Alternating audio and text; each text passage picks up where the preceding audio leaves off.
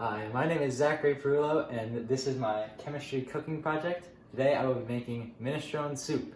So here we have all the ingredients. We have water, cavatelli pasta, black beans, kosher salt, red pepper, oregano, thyme, bay leaves, crushed red pepper, diced tomatoes, olive oil, chicken broth, potatoes, celery, onions, carrots, kale, and garlic.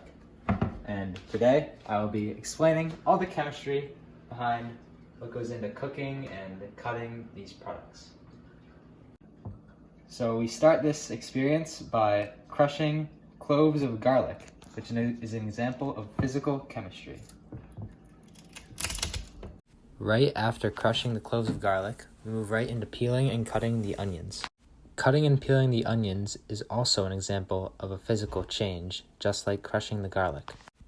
A physical change is a change to a substance that alters the substance but does not change the actual composition of the item.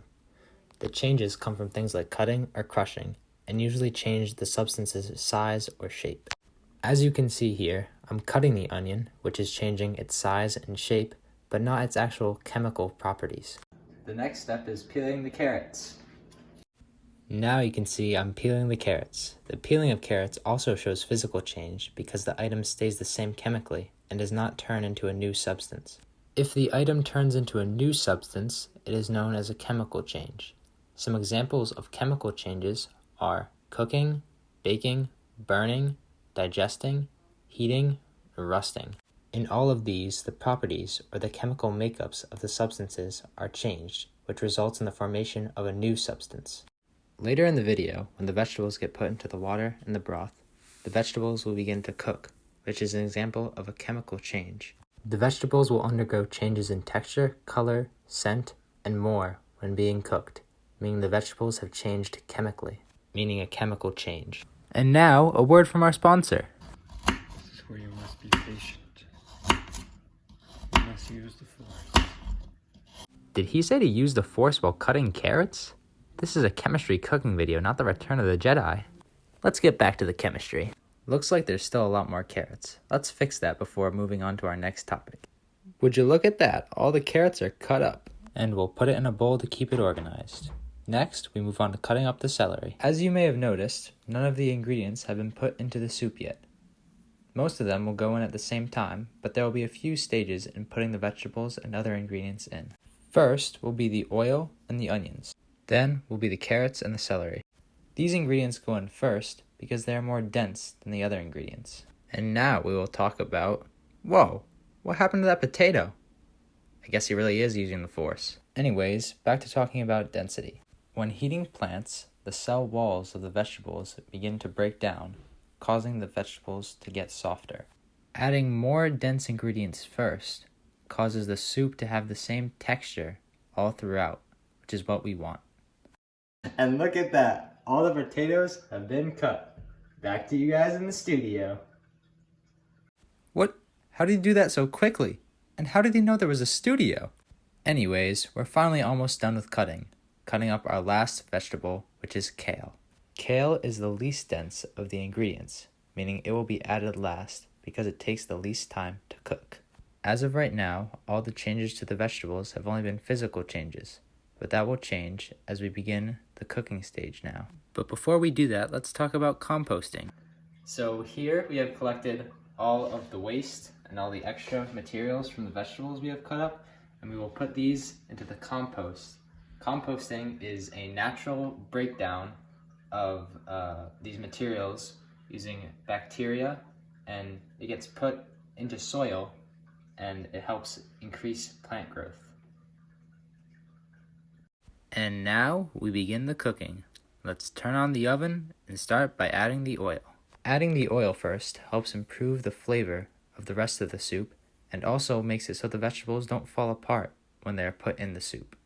As I let the oil sit for a little bit, I begin to open up the cans of tomatoes and beans to prepare.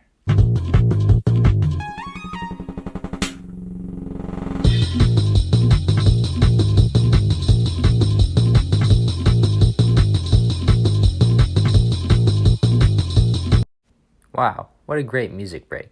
Now, here, you can see me filtering the beans. Filtration is a technique that uses a porous barrier to separate a solid from a liquid.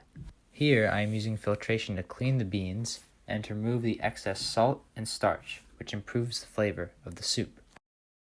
As you can see now, we are adding the onions first. We add the onions first so they soften and release the moisture in them, which helps break down the carrots and celery, which are the other more dense ingredients that we will add next. Now add the other ingredients. As you can see, we have let the onions sit for a little bit. We are now ready to add the other ingredients. You start with dumping in the carrots. The chemical changes to the ingredients have already begun. The onion's texture and colors have changed, which makes it into a new substance, meaning a chemical change has occurred. Stirring the mixture also encourages chemical changes. Stirring makes the mixture heat evenly. This means the chemical changes that will happen to the vegetables will happen all together. We add the potatoes and the tomatoes next, as they are the next most dense. As the ingredients begin to heat up in the soup, they begin to change chemically more and more. An easy way to tell if a substance is changing chemically is the color. When an ingredient is being cooked and the color changes, it is undergoing a chemical change. The ingredient has been cooked, meaning it has been changed to a different substance, and therefore the color has changed.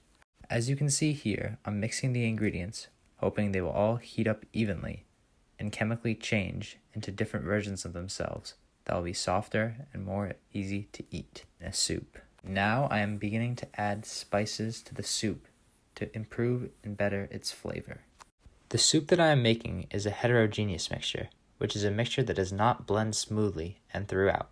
The composition of the soup will not be uniform, meaning it is heterogeneous.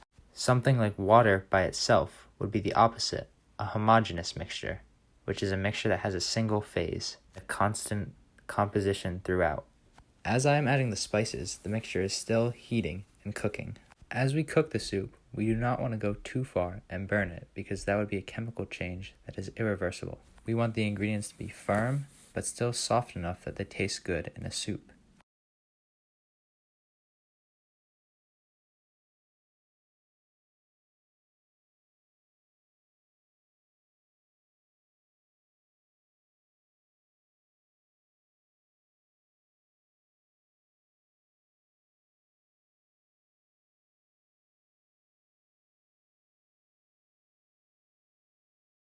And now we let the soup sit for a while so all the ingredients get absorbed into the water and broth.